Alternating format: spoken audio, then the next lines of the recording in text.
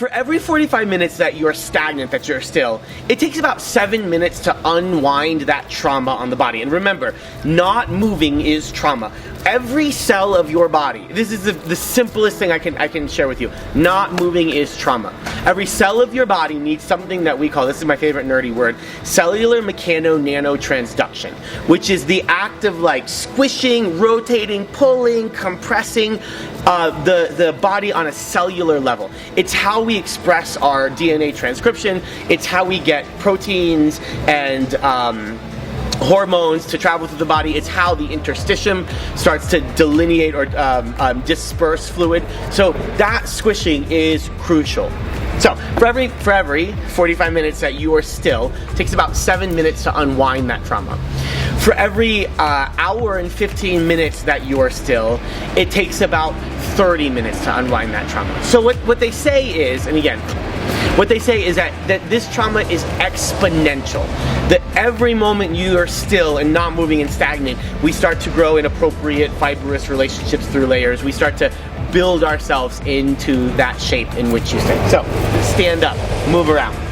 While you're standing up, moving around, all you gotta do, you'll put your hands on your desk, and you'll just start to lean forward slightly, keeping the body weight in the 4 main knuckles of the hands and the sort of base of thumb, base of pinky.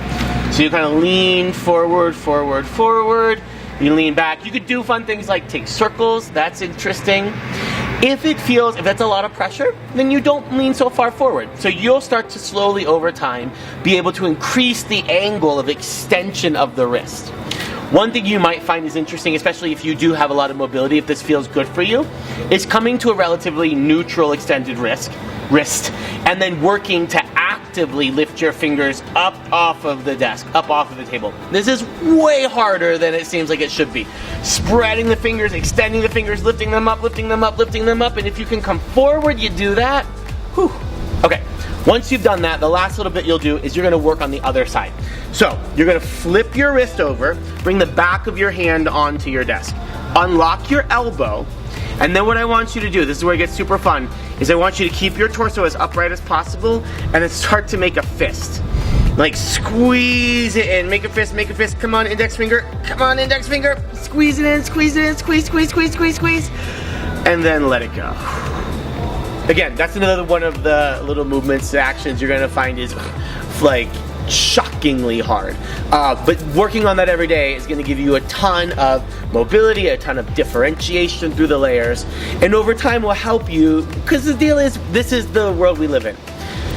There are a lot of people out there, a lot of the sort of natural movement folks, which I love, which is this community I'm in, who want to say like, well, let's just go back out and just climb on trees and live in the rocks, which is great, but we've decided to live together, and I think that's a really nice choice. This is the world we've chosen to live in and we continue to participate in.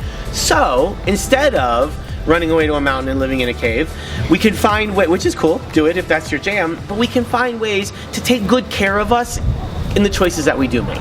You know, it's not like, well, I'm subject to, like, my body's gonna fall apart, because that's just what happens when you sit in a desk.